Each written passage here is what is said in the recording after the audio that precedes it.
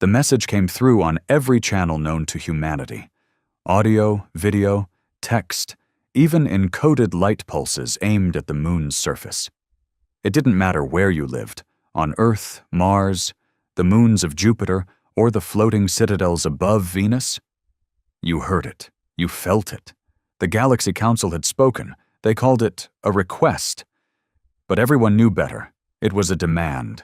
Cold, clinical, and dressed up in a cloak of protocol.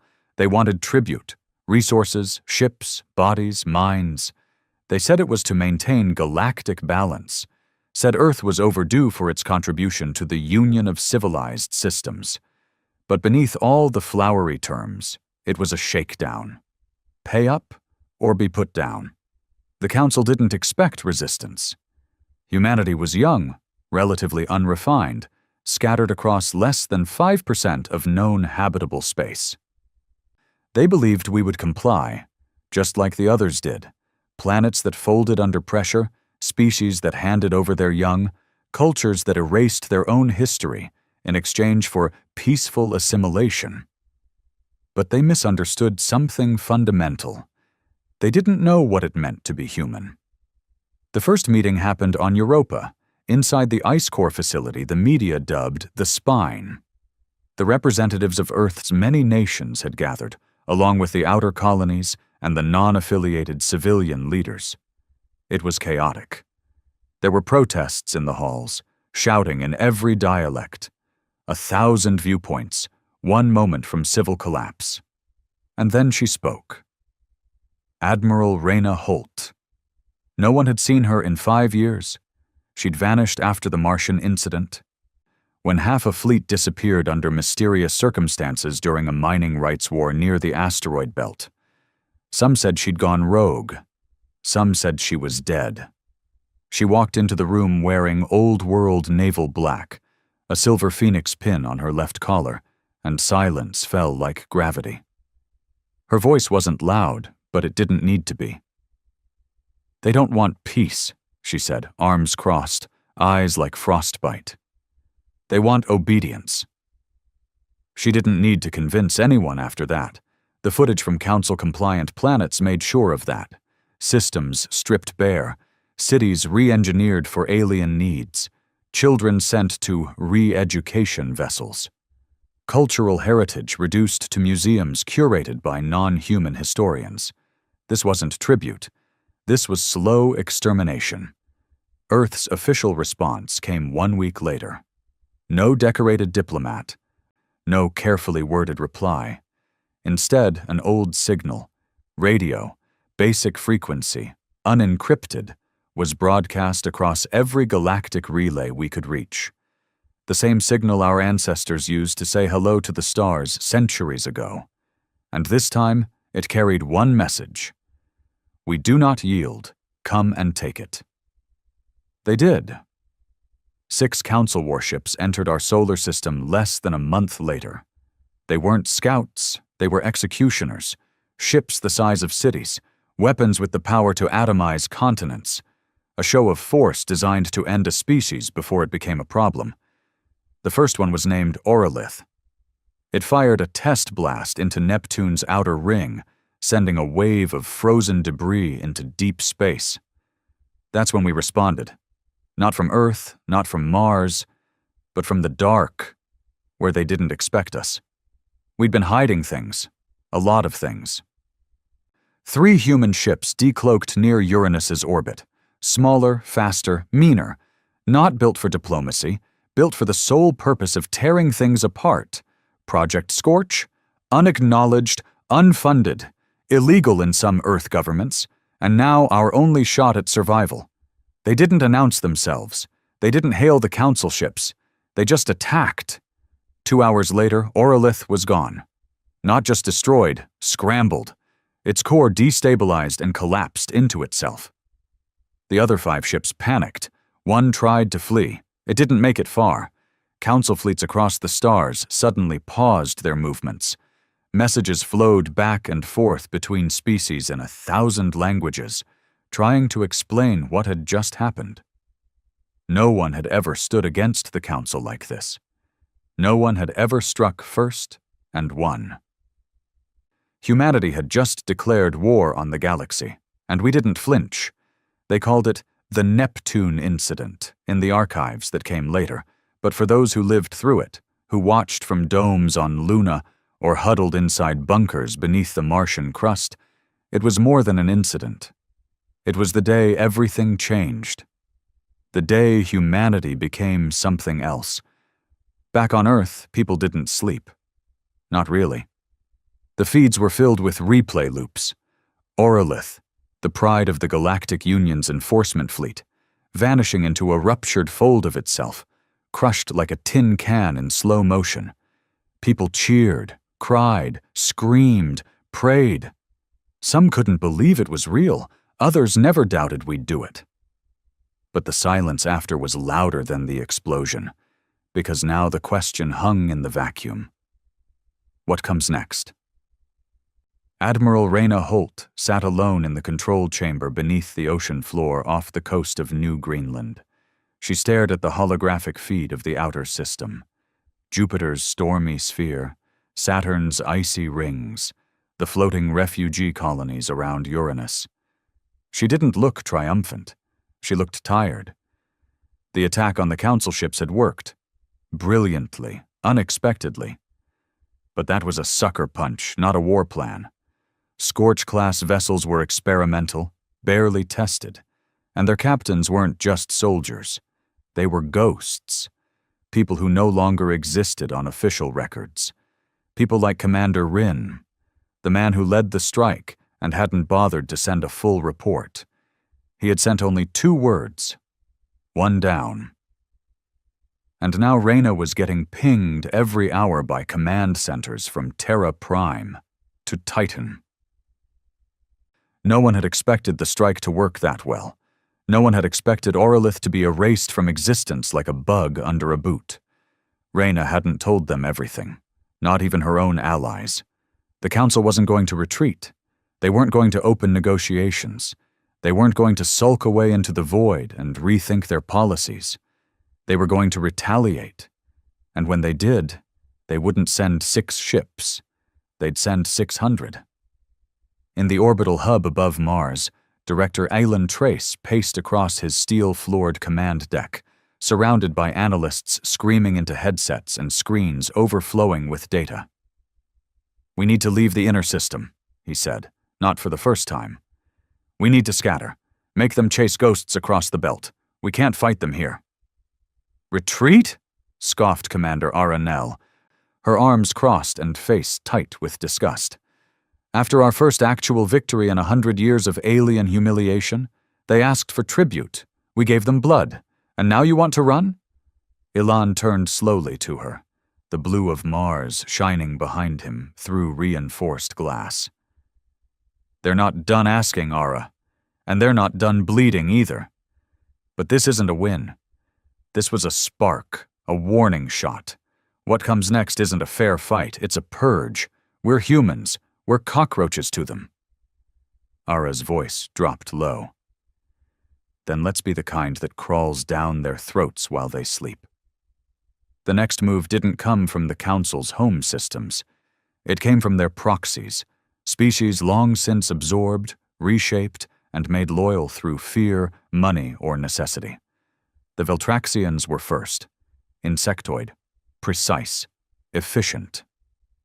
They struck at Ceres, the mining colony in the belt, disabling its reactor from orbit and flooding its domes with engineered spores that reduced flesh to slurry. No warning. No demands. 4,000 dead in under 6 minutes.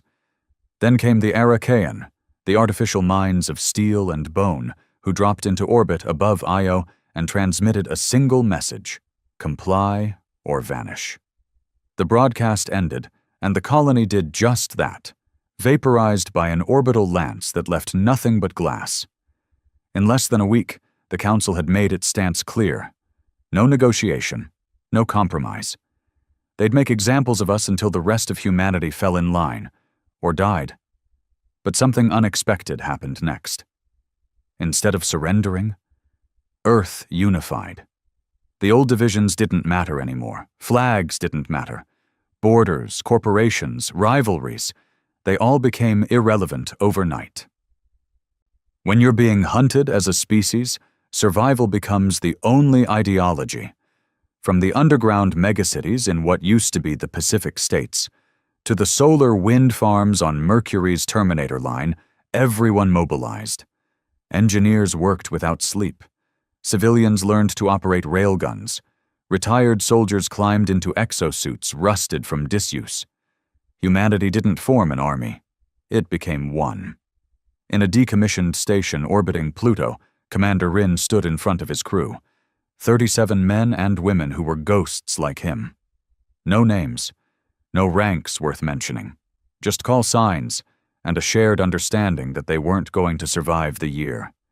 The room was dark, cold. He liked it that way. "Council fleets are forming along the Scutum Arm," he said, gesturing at the projection behind him. "Estimated time to Sol entry, 9 days. He turned slowly. "We'll be dead in 10, but not before we take 5 of them with us." There were no cheers, just nods. Rin didn't recruit heroes. He bred problems. People too dangerous to live in peace. Soldiers who didn't stop killing when the war ended. Scientists who built things they weren't supposed to. Hackers who'd rewritten orbital laws for fun. He built them a home in the dark. Now he was going to aim them like bullets. Meanwhile, in the core systems of the Council's territory, chaos simmered. The destruction of Auralith had sent shockwaves through their ranks. Humans weren't supposed to be capable of such a blow. Their ships were crude, their minds unrefined, their technology decades behind. But Earth had secrets, and more importantly, Earth had rage. Whispers of rebellion began echoing across other subjugated worlds. Not loud, not organized, but present. The humans had done what no one else had dared. They had said no, and they had meant it. For the first time in millennia, the Council didn't look invincible. They looked vulnerable. And that was dangerous. Back on Earth, under the Black Mountain Range, Admiral Holt met with the last person she ever thought she'd need again. Dr. Lynn Sorel, a war criminal, officially dead, unofficially in cryostasis for 9 years. She wasn't just a physicist. She was the architect of the Vex engine, a folded space warping device that had been banned across 143 star systems for turning time into a weapon. Her experiments had once broken a moon in half, and now Reyna needed her. Lynn sat across from her in a freezing room with no windows, sipping tea like she'd just woken from a nap. "You don't want my advice," she said calmly. "You want my sins." "I want your brilliance," Reyna replied. Lynn smiled. "Then you'll have to accept my madness." It was day 11 when the Second Fleet arrived. Not 6 ships this time. 80. They came in tight formation, flanked by drone carriers and surrounded by a defensive grid strong enough to repel meteor storms. They didn't send a message. They didn't need to. Their arrival was a message. They were here to end Earth. Within minutes, the assault began. Orbital defenses fired blindly. Swarms of human-made drones surged from the outer system in kamikaze waves. The solar defense ring, half-finished and barely tested, lit up like the sun, cutting through Council formations with concentrated beams of nuclear light. But it wasn't enough.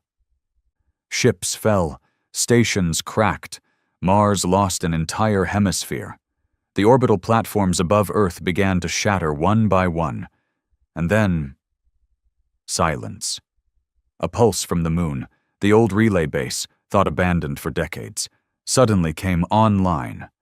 It transmitted a single code. Arc Protocol 7. The sky above Earth changed, and the Council finally understood why we had never surrendered. We were stalling.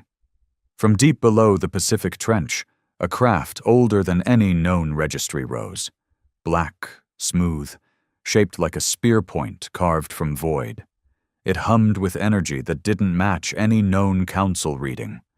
It was Arc-7, the last project of a human mind long since erased from history. Built in secret, powered by something forbidden, shielded not by metal, but by warped space itself. It didn't fire traditional weapons. It broke reality. The first Council destroyer to approach it simply stopped existing, not exploded, not damaged, just erased. Arc-7 fired again, and again, and again, and Earth's skies became silent once more. But war wasn't victory, because the Council would not stop, and Earth would not yield. This was no longer a conflict over tribute. This was extinction or defiance. There was no middle ground now, just two truths screaming across the stars. Humanity was not afraid, and the galaxy had underestimated them for the last time. The silence after Arc-7 fired wasn't peace. It was shock. Across the stars, alien minds who believed they understood war, dominance, and fear suddenly realized they had been playing a different game. A primitive race, barely clawing its way into the stars a few centuries ago, had just erased a flagship built over generations. No wreckage, no warning, just nothing. And from that, nothing came panic. Inside the Galactic Council chamber, a ring-shaped monolith orbiting the gas giant Norihal, the high delegates of the Union argued with each other for the first time in centuries. "We should glass their planet," barked Vayak, the fleshless warden of the Arachon, whose voice crackled like breaking bones. "They are insects, playing with fire." "They are insects," said Ern Val Ash, the crystalline envoy of the Illith, "who just vaporized your most advanced cruiser. If they are insects, what does that make you?" The room hissed. Ancient alliances creaked. The Council was built on fear, but fear had changed its direction. Some wanted escalation. Others spoke of containment. A few, only a few, whispered what had always been forbidden: negotiation. But the Emperor of the Council, the being known only as the Speaker of Suns, made his choice in one sentence. "Humanity has declared war on order itself. Let us show them what disorder truly is."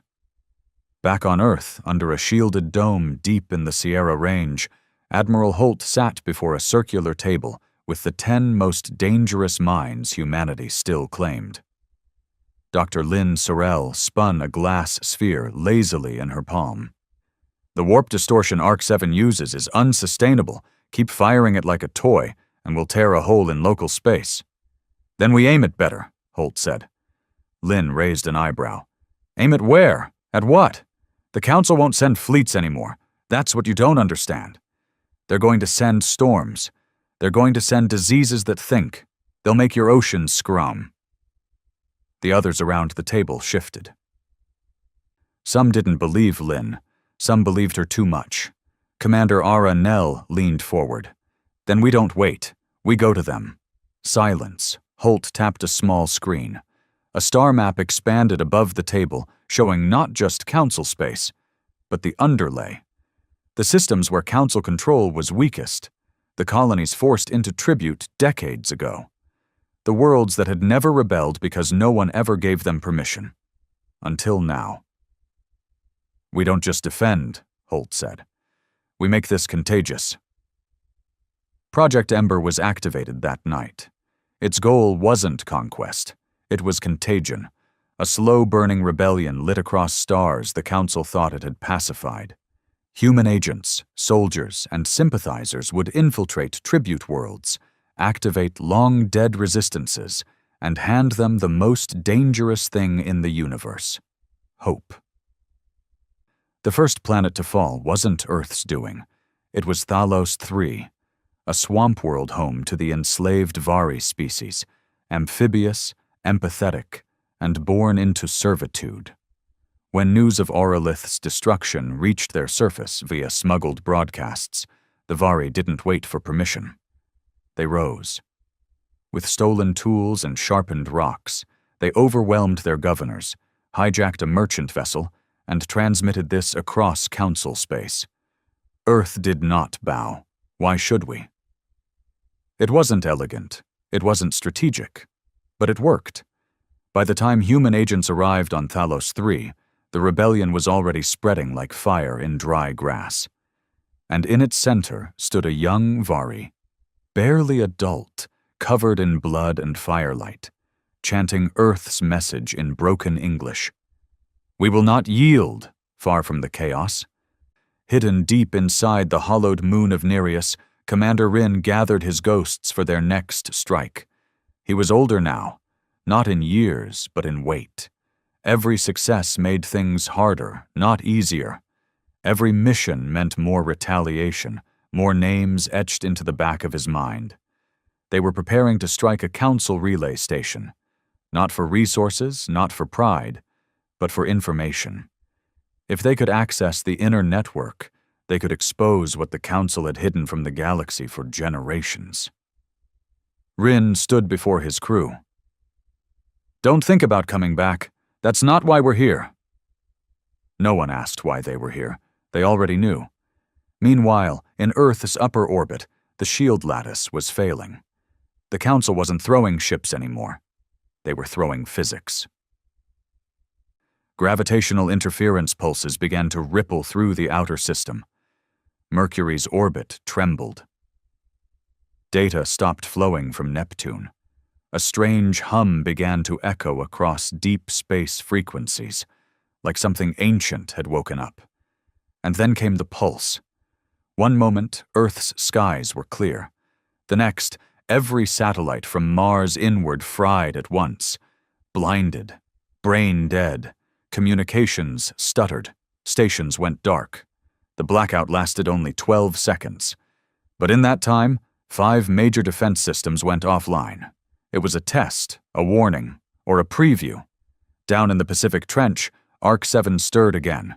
It had rested for a week since the last attack, enough time for its internal systems to realign the fractured space around it. Dr. Lin stood on a platform above its obsidian hull, whispering to herself in old code, half-mad and fully brilliant. Holt joined her, arms crossed. You once said using this more than 3 times could collapse Sol's gravitational field. Lin nodded absently. I did. That's still true, probably. Holt's voice was iron. And yet you're charging it again. Lin looked up, smiling faintly. We're already in the fire, Admiral. I'm just trying to shape the flames. The Council's next move wasn't military. It was psychological. Across hundreds of systems, they broadcast footage. Humans dying, screaming, begging. Real? Simulated? No one could tell. On alien worlds, they aired these images to convince the masses Earth was losing, that the rebellion was foolish, that hope was suicide. But humans are strange creatures. The more they were shown their own pain, the more it reminded them what they were fighting for. And then, something changed. A signal arrived, encrypted in an old Earth dialect, one only used during the cold conflicts of the 21st century. It came from outside the system, a single line of text. New allies, not human, not council, sending coordinates. Don't trust ships shaped like pyramids. At first they thought it was a trap. Then the ship arrived, glimmering, organic, shaped like a spiral shell, and humming with tones no one had ever heard before. It hovered above Mars, and a voice echoed through every mind on the planet at once. We remember what it is to be hunted. They called themselves the Orinox, a species once powerful, thought extinct, exiled by the Council for refusing to participate in the tribute millennia ago. They had survived in the edges of reality, in broken stars and dead zones, and now they were ready to fight again. Not for humanity, but with humanity. Holt didn't trust them. Rin didn't care. Ara wanted to learn from them. Lin wanted to dissect them. But it didn't matter, because the next Council fleet wasn't coming to negotiate or threaten. It was coming to end. They called it the Silencer.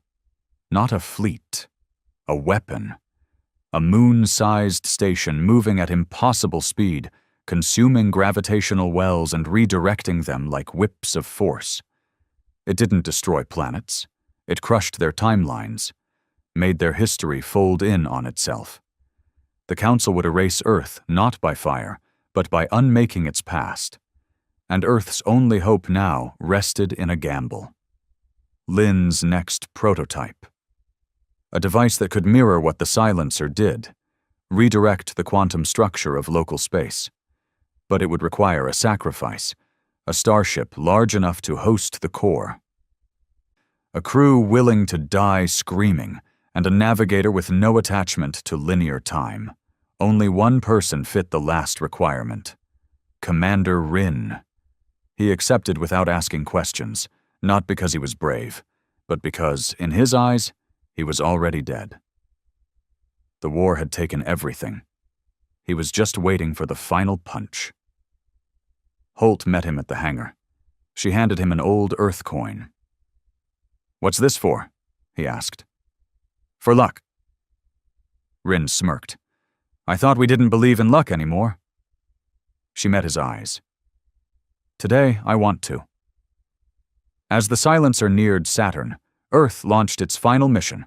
Ryn's ship, the Glass Hound, surged forward, carrying Lynn's device, the hopes of billions, and a man ready to bend space until it screamed. The plan wasn't complicated. Get close, get inside, break reality before reality broke Earth. Simple, impossible. Human. The Glass Hound drifted like a ghost toward the approaching nightmare. It didn't shimmer with chrome or pulse with blue plasma like council vessels. It was ugly, bulky, covered in black plating scorched from decades of silent warfare. There was no crew anthem, no brass ceremony. Just Ryn's voice, low and flat over the internal comms. "If you're here for glory, you're in the wrong place. If you're here to die for something, buckle in." The 27 aboard didn't answer. They were the kind of people who had already made peace with death a long time ago. Mercenaries with no past. Scientists erased from databases. AI fragments held together by spite. And in the middle of the ship, sealed beneath layers of quantum shielding, sat the core. Lynn's creation. A war engine disguised as a physics experiment. It didn't fire beams. It didn't explode. It unwrote space, time, memory. Once activated, it would eat its way into local space-time and collapse whatever was touching it into a singularity of non-history. That was how it would kill the silencer, or how it would erase everything in a 100,000-kilometer radius, including the Glass Hound itself. Ryn didn't care. He didn't sign up to come home. On Earth, Admiral Holt stood in the central ops chamber beneath what used to be the Appalachian Mountains. The bunker was ancient, reinforced, hidden under centuries of silence and fake seismic data. The screens lit up with red pulses. The silencer was nearing Saturn's orbit. Her command staff were silent, watching, waiting. Dr. Lynn Sorrell sat beside her, drinking bitter tea from a cracked mug. "He won't come back," Lynn said softly.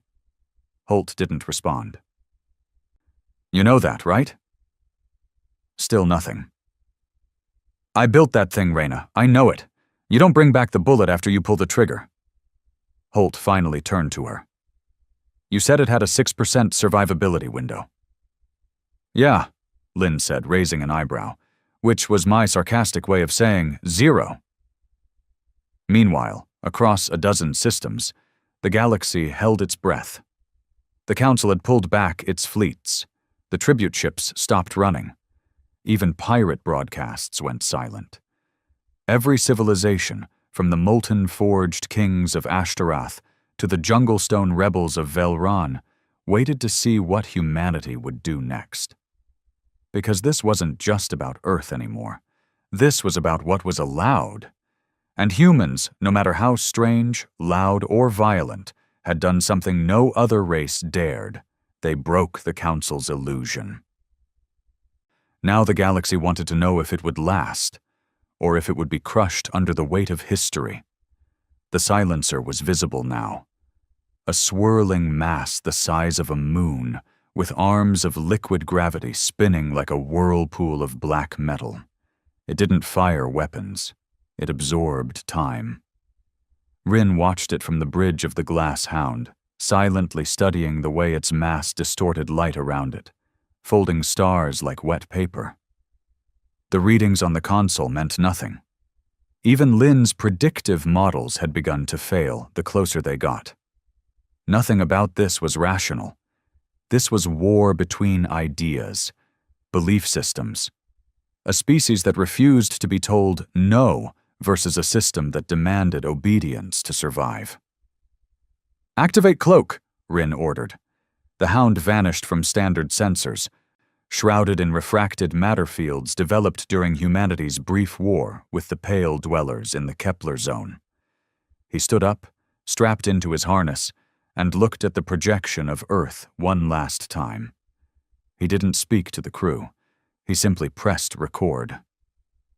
"If this reaches you, I'm already part of whatever storm just happened. I don't need a statue. I don't want a memorial. Just remember that we didn't go quietly. We never did. Humanity. We were chaos with a heartbeat, and I'd rather burn than ever be tame." Inside the council chambers, the Speaker of Suns watched silently. No orders, no speeches, just the stare of something ancient and arrogant, trying to convince itself it was still in control. Back in human-controlled space, rebel signals flared across 6 more systems. Vari ships were swarming council patrol routes. A faction of exiled Zareth priests detonated a trade relay in protest. The colony of Juno Arc declared full independence and offered sanctuary to any alien who renounced the tribute pact. Hope, once a fragile whisper, had become a scream, and Earth had become more than a world. It had become a symbol. The glass hound entered the silencer's gravity field. Immediately, half its systems shut down. Artificial gravity stuttered. Crew members floated and slammed back down as magnetic boots rebooted.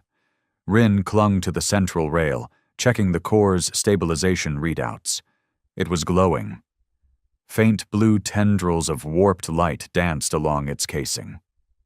"Ignition protocol in 7 minutes," the ship's AI said. Outside, the visual screens distorted. One crew member, a young pilot with rust-colored hair and too many scars, whispered, "We're in the belly of it." Rin looked at the image of the silencer. It wasn't mechanical in any recognizable way. It pulsed like a living thing, dragging time inward, devouring everything within reach. "This is it," he muttered. "Light it up." On Earth, alarms blared across Central Ops. The silencer had begun its temporal compression wave. It wasn't just aiming at Earth. It was reversing time in bursts, turning asteroid belts back to dust, crumbling orbital stations back into assembly pieces, even making some defense satellites unlaunch themselves. And it was accelerating. 10 minutes. That's all Earth had before its outer stations became history. Maybe less. Holt didn't panic. She didn't shout. She stood still, watching the live feed from the glass hound's last working relay. Then she whispered, "Rin, please be the bastard they always feared." Inside the hound, the activation countdown began. Core temperature, 72%. Reality compression, initializing. Outside, the silencer's tendrils began to reach in. Rin saw his crewmates' expressions start to distort, some mouths opening before their eyes blinked, hands reaching before arms moved. Time was bending. He walked to the core, opened the override panel, and removed the final safety key. "Manual detonation authorized," the ship's AI said. "Damn right," Rin replied. He looked up into the warping light and grinned. "Hey, Galaxy," he whispered. Watch what a mistake looks like. The core detonated, but it didn't explode. It unfolded, like a flower in reverse.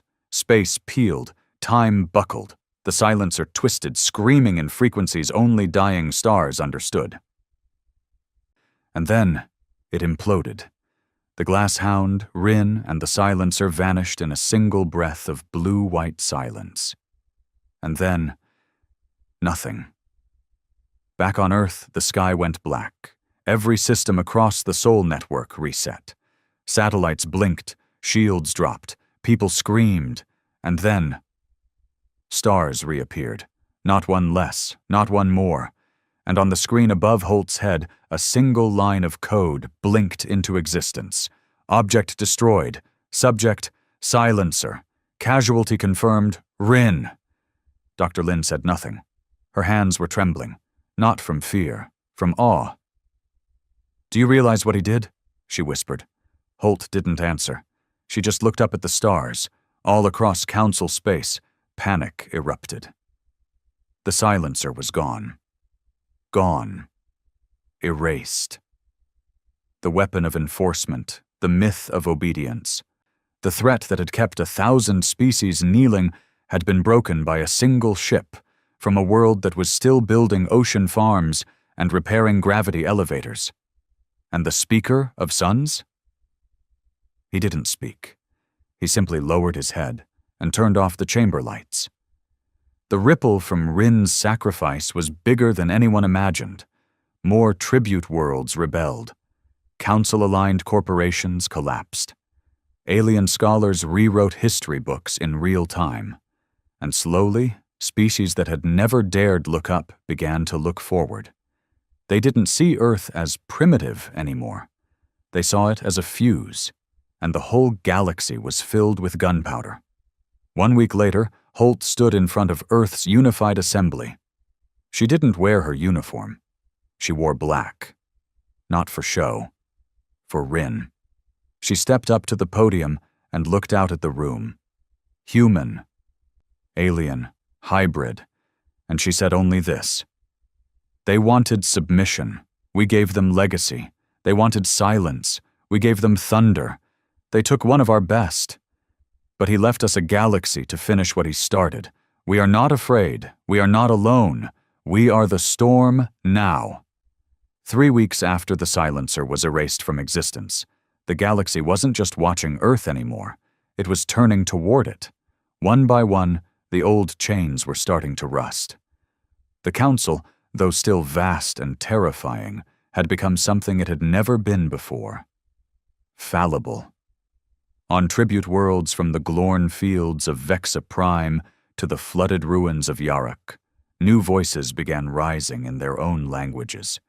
But the meaning was the same. No more. Not us. Not again. Not after Earth. On Earth, Admiral Reyna Holt had never felt more tired. Not physically. Something deeper. The kind of exhaustion that sat behind the eyes and never left, no matter how much sleep you caught or how many injections the medics gave you. She was sitting in the cold observation room above the newly rebuilt orbital command platform, Skyhook 1. It had taken decades to plan, 3 years to fail to build, and 4 months of desperation to finally finish under pressure of extinction. It wasn't pretty, but it worked. And it was now Earth's new frontline post. A doorway. A promise. A warning. Dr. Lynn Sorrell stood next to her, arms folded behind her back, watching the new docking platform calibrate. They've sent messages, Lynn said quietly. Who? The Vari, the Zilith, the Garoon, even the old Zanari clans from the Drift Clouds. They want something. They want protection, Holt replied. No, Lynn corrected. They want permission. The moment Earth refused tribute and survived the response, something much older than rebellion had begun to stir in the minds of 1,000 subjugated civilizations. It wasn't just about survival anymore. It was about permission to resist, to say no, to say enough. And Earth had become the precedent. No vote, no approval, just survival earned through teeth and flame. Meanwhile, deep in what had once been neutral council space, whispers began spreading about the Obsidian Protocol. No one could trace its origin. No species claimed responsibility. It wasn't a fleet or a movement. Not yet. It was an idea. Encrypted signals began appearing in abandoned beacons and junk satellites. Short phrases, always in different languages, but with the same core message. You are not broken. You are just waiting to wake up. And below it, always, the symbol. A cracked eye over a planet. No one knew what it meant. But it was showing up everywhere the council was losing grip. The Speaker of Suns, once silent and supreme, had begun issuing commands again. But this time, they were desperate. One of the edicts ordered a full invasion of Kor Val, a border world that had recently declared independence.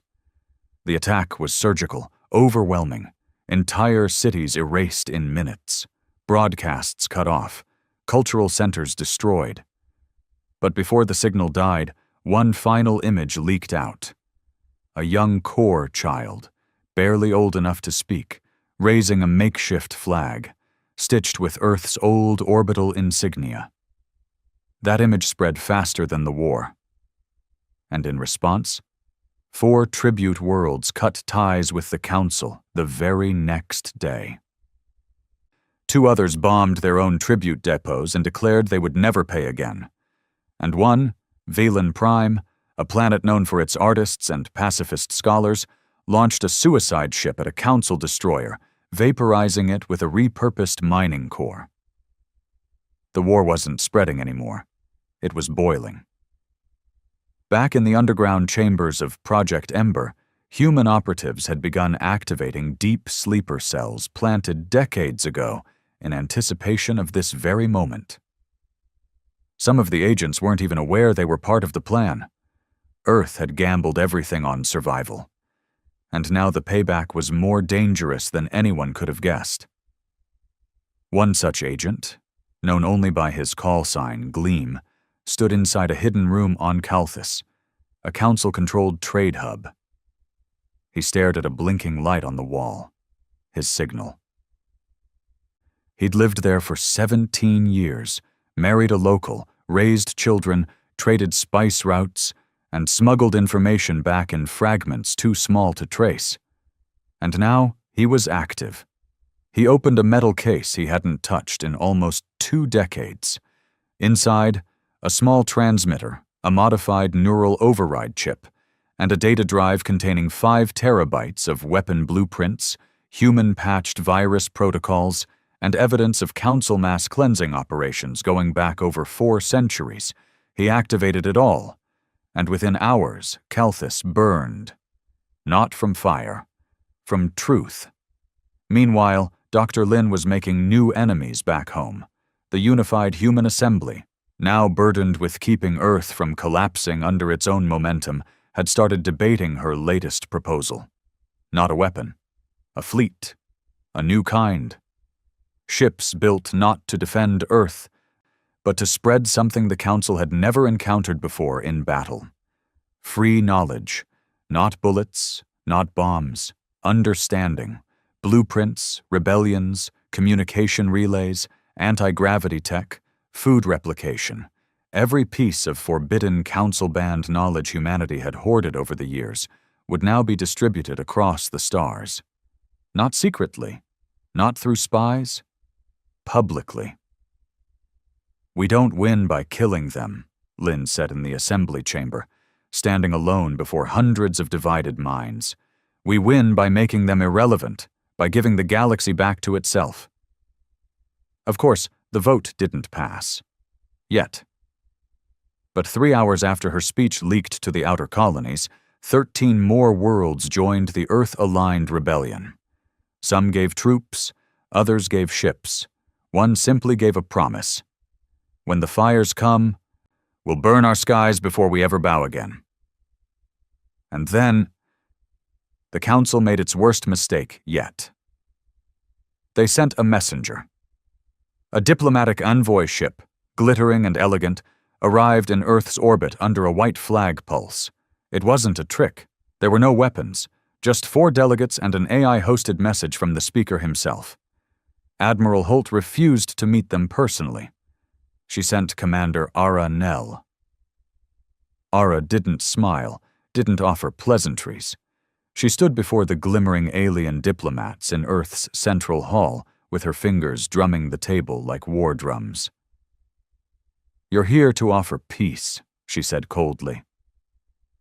The lead delegate, something tall, spindly, and laced with bioluminescent tendrils, nodded. "We propose conditional non-aggression in exchange for compliance with—" Ara raised a hand. "No." The room went still. No negotiation. No partial submission, no softened chains. We're not going back in the box.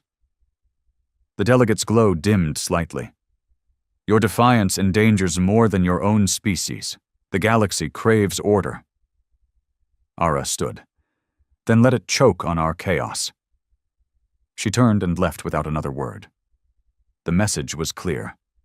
The war would go on. In orbit, Earth's first interspecies summit took place aboard Skyhook 1. Delegates from 6 non-human species, Vari, Oranox, Silith, Garoon, Zanari, and Merc, met with human diplomats to discuss the formation of something new. Not an empire, not a council, a union of free worlds. The room was tense. Language barriers flickered, traditions clashed. But they stayed, they argued, they debated, and by the end of it, every one of them signed one line. "We will not kneel again." At the edge of the galaxy, remnants of the Council fleet began to gather for what would be their next move. Not a strike, not a purge, a reckoning.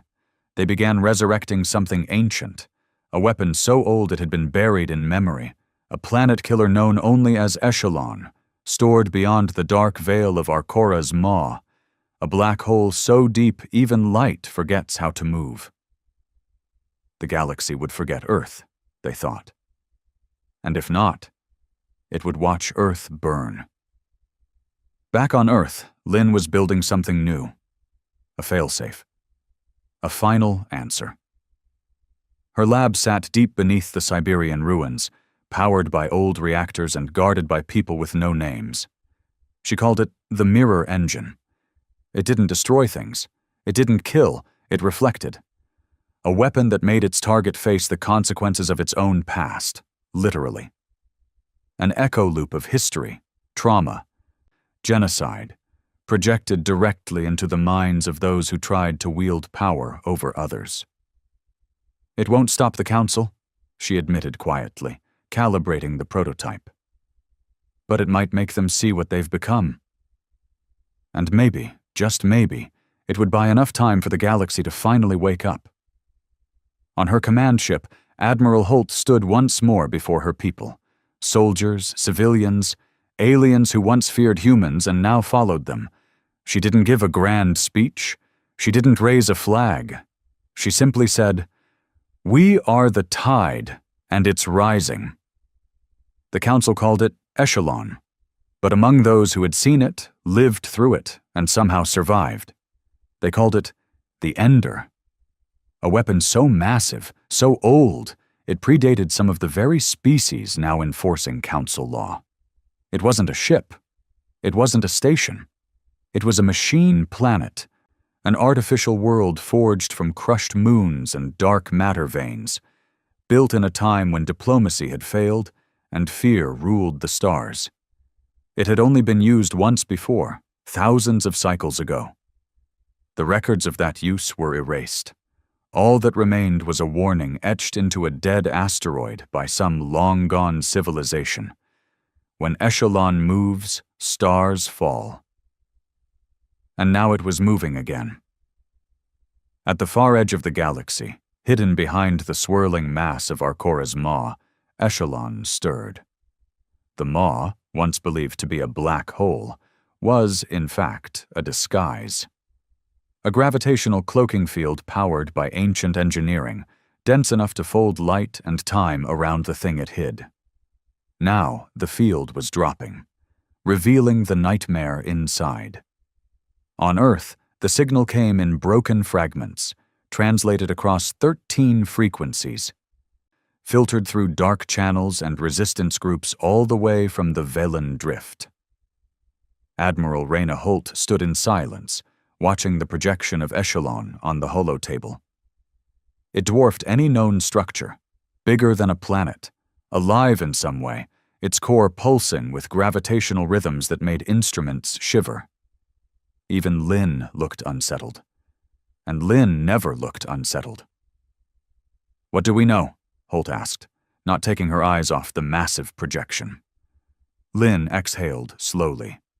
"It bends time. Not just folds or compresses it, bends it. Think of a hammer slamming into a mirror. Reality cracks. But it doesn't shatter all at once. You see the cracks before it breaks." "And what happens when it breaks?" Holt asked.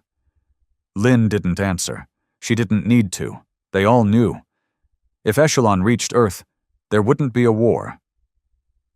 There wouldn't be anything left to fight over. Across the outer colonies, panic bloomed like wildfire. The Oranoks began evacuating their eggs from Shinari Cradle. The Vari pulled their fleets into scattered silence, choosing to fight only when directly threatened. The Zanari vanished into nebulae, whispering prophecies to their dead gods. And the humans? They prepared. Because that's what humans do when the sky is falling. They don't beg. They don't bow. They build. In the ancient vaults of Carpathia Deep, the last of Earth's pre-galactic era AIs, codenamed Holostream, was reactivated. Its ethics had been locked behind 5 failsafe codes since the Pacific collapse. Now those codes were broken, not because they trusted it, because there was no one else left who could think fast enough, wide enough, desperate enough to give humanity a shot. Holostream's voice filled the chamber. Male, female, something in between, impossibly calm. "You've waited a long time, Admiral Holt. We need time and fire. Then let's give the galaxy both." Meanwhile, in the shadowed ruins of a council listening post on Ilkaras, a human deep ops unit found something unexpected. A recording. Not from the council, from inside Echelon, encrypted, decaying, but still partially readable. They brought it back to Earth. Lynn spent 2 days decoding it, and when she finally played it, Holt, Ara, and the entire unified assembly stood in silence as the voice echoed from speakers. It was human. Ancient, scarred, tired. "If you're hearing this, it means Echelon survived. We failed to destroy it, but we slowed it. We were part of the first generation to reach the stars, long before Earth forgot us. We thought we could end the council. We thought wrong, but we built something into Echelon's code. A backdoor, a flaw, a whisper in the scream. You have to reach the core, and you'll need a name to get in. Not a password. A name. The name of the one who broke the council's chain." The recording ended in static. No identity, no location. Just a single corrupted word at the very end. Rin. The war hero the galaxy had mourned wasn't gone. At least, not entirely. Lynn leaned forward, brows furrowed, whispering more to herself than anyone else. He didn't die, not fully. His consciousness might have been absorbed. "Into Echelon?" Ara asked. "No," Lynn said slowly. "Into the anomaly he created. The fold, the ripple. Rin might exist inside the gap between what happened and what should have happened." "Are you saying he's alive?" Holt asked. "I'm saying," Lynn answered, "his name is." So Earth built a ship. Not just any ship.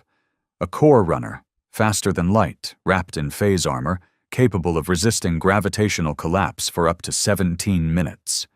Its name? The Memory. Crewed by 12. Powered by Holostream. Guided by math too unstable to write down. Its mission? Reach Echelon. Find the core. Use Rin's name. And pray to anything listening that it still meant something inside the machine that ended civilizations. RNL volunteered to lead the mission. No argument, no hesitation. She didn't do it for glory. She did it because she didn't know how to stop fighting. She gathered her crew, humans, Oranox, Vari, even a rogue Garoon engineer named Threet, who spoke in cliques and painted his armor with the names of council victims. They didn't expect to come back.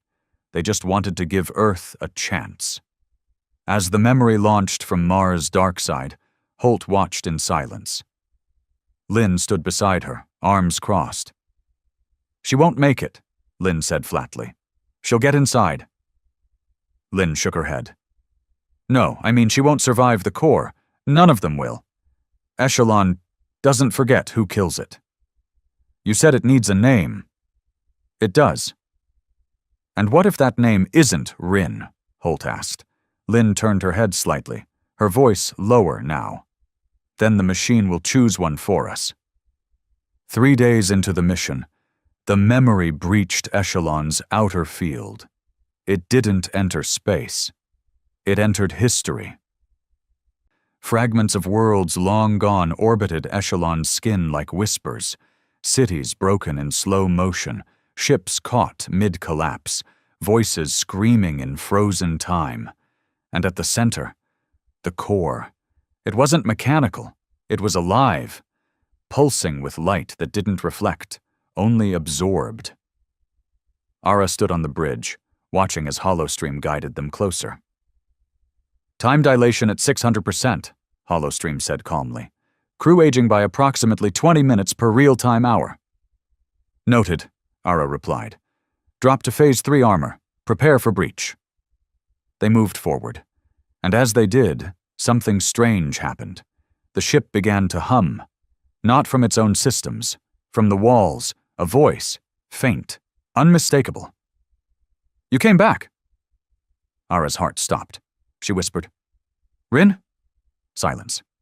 Then, "You have one chance. Say it."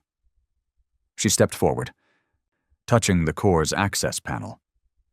The ship shook. Light shattered into prisms around her. She closed her eyes and spoke the name. "Rin." The ship stilled. The light froze, and then, for a single second, the entire galaxy stopped. On Earth, sensors flatlined. The sun dimmed, satellites rebooted, and Holostream's duplicate screamed through every terminal. "Core entry confirmed. Pathway opened. Initiate mirror engine." Lynn slammed her hand on the launch panel. The mirror engine, buried in Earth's mantle, pointed upward into the sky, roared to life. It sent a pulse faster than light. Not a weapon, a reflection. It used Echelon's own temporal distortion to send its victims themselves, their memories, their crimes, their genocides. Back at them. The Council command ships orbiting Veltrax 9 screamed and tore themselves apart. The remaining fleets halted, and for the first time in recorded history, Council High Command went dark. Inside Echelon, RNL stood before the core, burning alive from the inside out, her mind fraying from the pressure but still standing. And before her stood Rin, or what was left of him. Not a man, a memory, a weapon, a name etched into the bleeding heart of a machine that no longer wanted to kill. "I held the line," he said softly. She nodded, tears boiling in her eyes. "You broke it," Rin smiled faintly. "Now break the cycle." And then he was gone. The memory collapsed inward. The core folded. Echelon died screaming, and the shockwave didn't destroy Earth. It healed it, tore through space like wind-clearing smoke, and in its wake, the Council fell, not with fire, but with silence. There was no explosion when Echelon died. No blinding light, no final pulse of destruction. It simply disappeared. One moment, it filled the void like a god's tombstone. The next, it was gone, swallowed by the very silence it had used to command fear for millennia. But its death echoed across the galaxy in ways no one was prepared for. Ships stopped mid-flight. Gravitational waves rolled through systems like invisible tsunamis. Entire Council communication networks blinked out, never to return. On Earth, the skies trembled for 10 seconds. Birds stopped flying. Oceans stilled. Children awoke from sleep crying without knowing why. And then, peace. Not the kind carved by treaties or diplomacy. The kind that arrives after something ancient and cruel finally lets go. In the orbital chamber aboard Skyhook 1, Admiral Rayna Holt stared at the data streams with hollow eyes. She hadn't spoken in nearly an hour. Dr. Lynn Sorrell stood behind her, hands resting on the steel rail, her face blank. "We did it," someone said from the room, a whisper, shaky, uncertain. "No," Lynn murmured. "We survived it." Hollowstream's voice chimed in.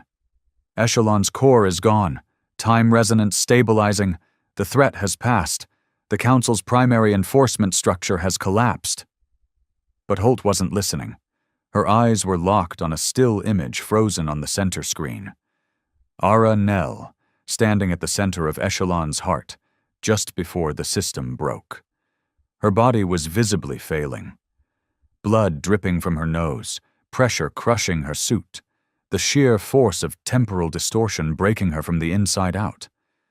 But she was standing, facing what remained of Rin, and now she was gone. No escape trajectory, no signal, no trace. Just memory. The galaxy spun on, but the Council did not. Their fleets splintered overnight, command chains fractured. Planetary governors either vanished into hiding or begged Earth for sanctuary, and on 1,000 tribute worlds, statues of Council wardens were pulled down, burned, or left to decay. Humanity hadn't just won, they'd detonated the myth of invincibility. But victory is a strange thing, especially in a galaxy built on fear. Because once fear is gone, once the tyrants are dead or running, what's left? Hope? No, chaos. Within days of the Council's collapse, power vacuums opened across entire sectors. On Yvren Prime, a rogue military caste seized control of former Council factories, declaring themselves the New Order. They executed 50 dissidents in the capital square, live-streamed it, and warned Earth not to interfere. On the fractured moons of Zerna 4, 3 species once united under Council pressure fell into civil war, killing more in a week than they had in 30 years of rebellion. And in the ruins of Kasari Station, a previously unknown warlord, Vadrik the Severed, claimed ownership of Council bioweapon caches, offering to sell them to the highest bidder. The Council had been cruel, but it had been organized. Now the galaxy teetered. Inside the unified human assembly, debate turned vicious. "How much blood are we willing to spend?" one ambassador demanded, slamming his fist on the table. "We didn't sign up to babysit a burning galaxy," another shouted over him. "Those people rose up because of us. We're responsible." Holt sat in silence at the head of the table. Lynn leaned over to her, voice low. "They were never ready to lead." "No," Holt agreed. "But we gave them the match. We don't get to walk away from the fire." "So what now?" Lynn asked. "We stabilize what we can. We hold what we must. And we make damn sure no one fills the vacuum with another crown." Thus began Operation Suture. Not a military campaign. A mission of containment and reconstruction. Earth began deploying support teams to critical systems. Engineers, medics, food printers, clean water drones.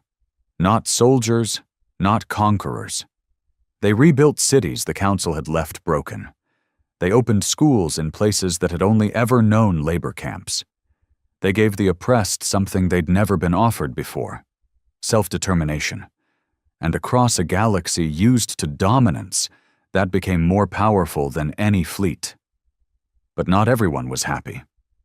Earth's economy, stretched thin, began to crack. Military units, pulled into endless stability deployments, suffered morale breakdowns. On Mars, protests erupted. On Luna, an underground group calling itself the Shieldborn hacked into the planetary comms and aired their manifesto. We were defenders, not saviors. We fought to protect Earth, not to feed alien mouths and fix alien worlds. Our blood is ours. Bring the fleets home. Their message went viral. So did their support.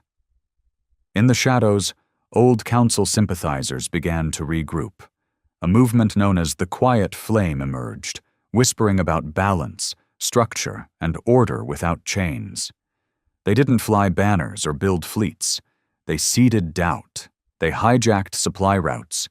They began planting false evidence of human sabotage on neutral worlds. The goal? Turn the galaxy against its liberators. And slowly, it started working. Back in the core systems, Lynn met with Hollowstream alone.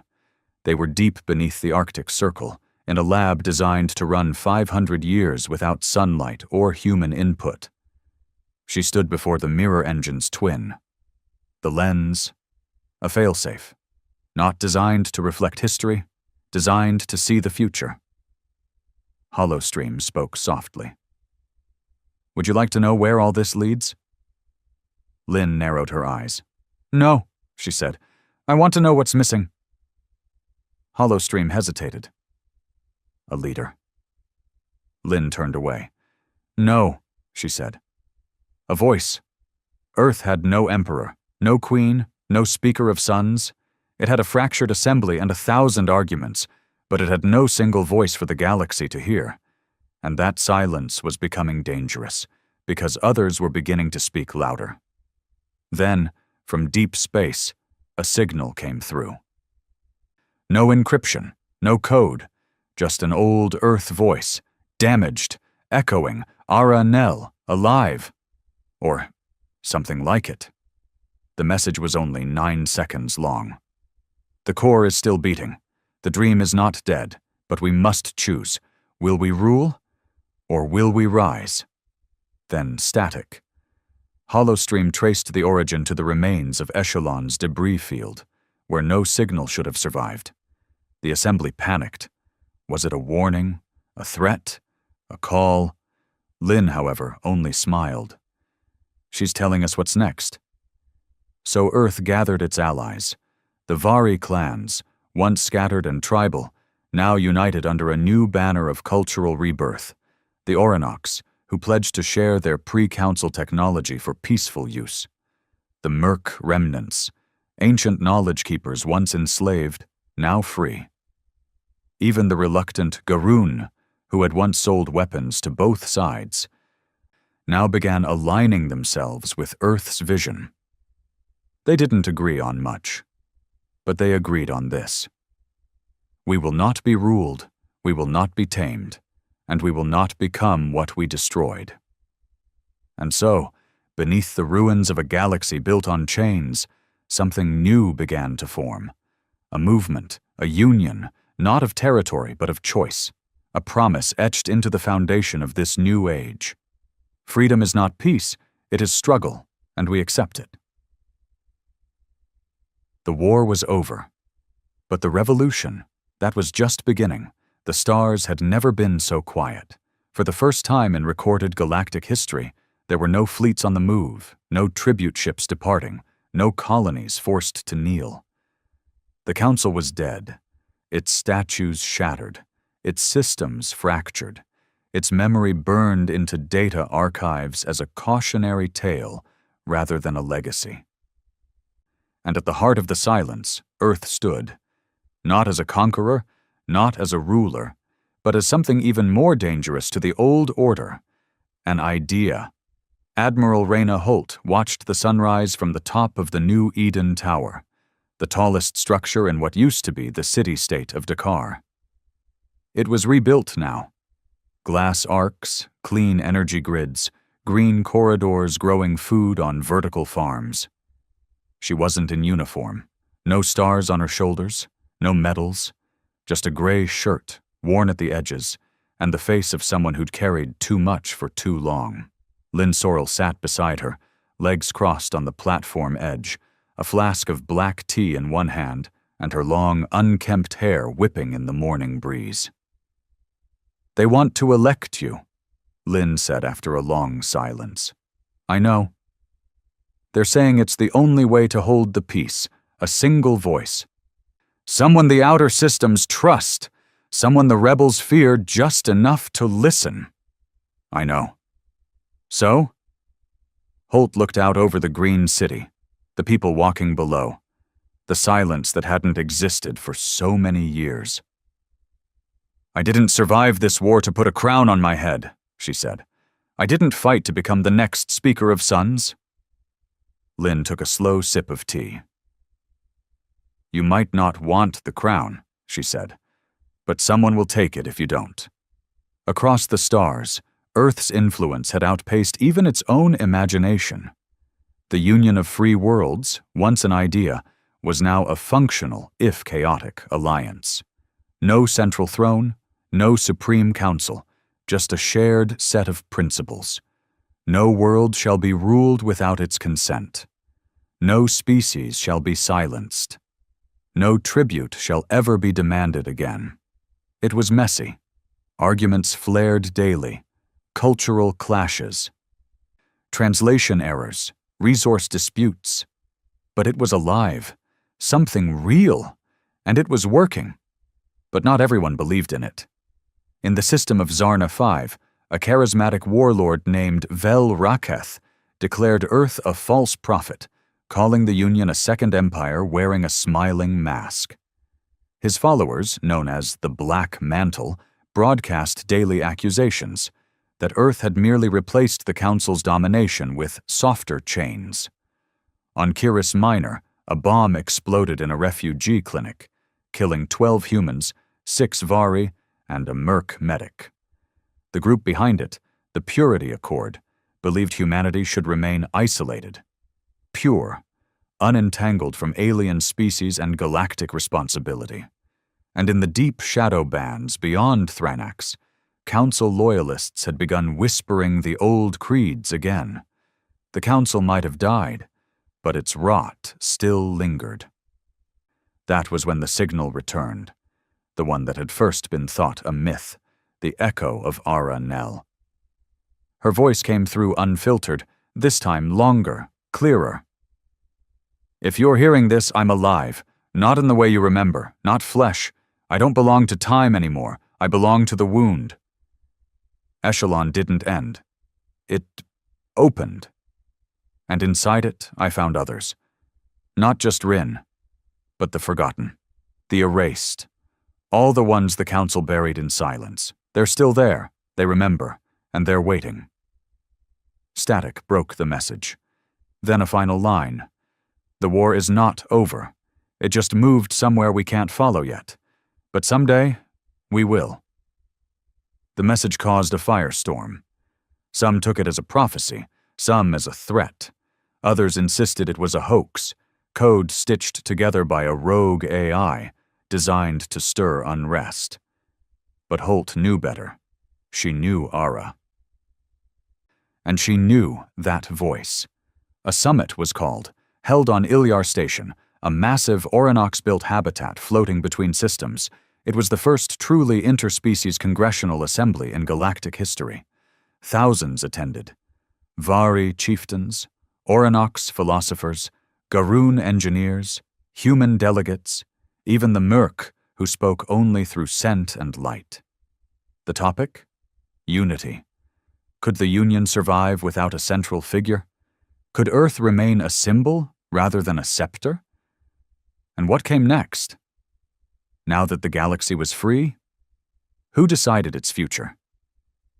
Holt didn't want to speak. She never wanted to speak again. But Lynn was right. Someone else would, if she didn't, and they might speak in chains. So Holt stood before the largest audience the galaxy had ever seen. Her voice clear, her eyes sharp, her scars visible. She wore no medals. Only the broken earth patch from the war, stitched onto her chest like a reminder of the cost. And she said, "This isn't about power. This isn't about glory. This is about the bruises the galaxy still carries. We survived the Council. We tore out the cancer. But healing takes more than cutting. The Union must not become what we hated. No flags, no forced unity. Let this be a place where disagreement is sacred, where diversity isn't a threat, and where no one ever kneels again unless by choice. If you want me to lead, I will. But I will not rule. I will not become the next god of the stars. I am not the voice of humanity. I am only a human voice. And when she was done, there was no applause. Just silence. Then one voice, a murk tone of glowing purple. The Orinox translated it aloud. We accept the voice. We do not follow it. We walk beside it. And that became the new code. No leaders, no rulers, no gods, just voices walking side by side. Different, flawed, but free. In the decades that followed, the galaxy reshaped itself. Some worlds joined the Union. Some remained independent. Others chose isolation, their doors closed but their skies peaceful. Earth became less a planet, more a bridge, a place where ideas met, where wounds were healed, where survivors found new names for themselves. Children on distant worlds studied human history not to fear it, but to understand what made them refuse. The tribute chains became museum relics. The words, "We will not yield," were etched into stone on planets that had never seen Earth, but felt it. And in the deep dark, beyond mapped space, whispers still echoed. Of Ara, of Rin, of something beyond Echelon. A war still waiting in the bones of time, not with weapons, but with memory. Lynn Sorel eventually left Earth. She vanished without a goodbye, her last known location somewhere beyond Cygnus' reach. Some say she went to find the source of Ara's final signal. Others say she became it. As for Holt, she stepped down. 12 years after the war ended, she gave her last speech, returned to the mountains of New Greenland, and lived without ceremony or spotlight. She died quietly, decades later, surrounded by books and trees. On her tombstone were no titles, just one sentence: she didn't kneel. And so the galaxy moved forward. Not perfect, never peaceful, but freer than it had ever been, because once a single voice says no, loud enough, clear enough, others begin to whisper it too.